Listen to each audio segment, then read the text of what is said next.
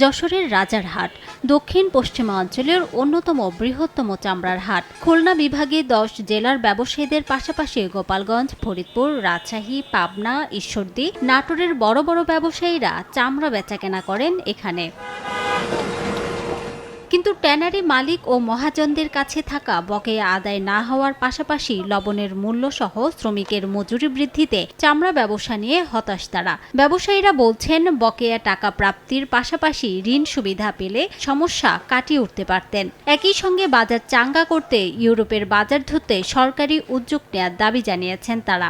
গেল কোরবানির টাকা এখনো পর্যন্ত পাবো, আরো 5-7 বছরের আগের টাকা এখনো ওনাদের কাছে আমরা পাবো। লবণজাত করে যে দাম আসে আমরা সেই দাম পাই না, পরে লস হয়, পার পিছু 1-1.5 টাকা লস হয়। 15 দিন আগে লবণের দাম ছিল 750 টাকা বস্তা, হঠাৎ করে এখন 1050-1100 টাকা। ইউরোপ মার্কেট না ধরা পর্যন্ত বাংলাদেশের চামড়া বাজার সম্ভাবনা নেই।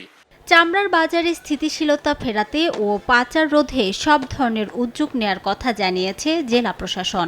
আমাদের এই অঞ্চল থেকে, আমাদের সীমান্ত থেকে কোনো চামড়া পাচার হবে না। চামড়া যেন নিয়ে যেন কোনো নৈরাজ্য না হয়, কিংবা এটা যেন পচে না যায়, নষ্ট না হয়, শৃঙ্খলার সাথে সাথে বেচাকেনা হয়, সে ব্যাপারে আমাদের সর্বোচ্চ সতর্কতা আছে।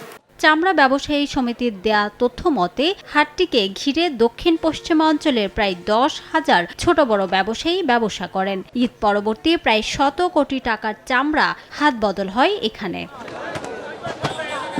সময় সংবাদ, যশোর।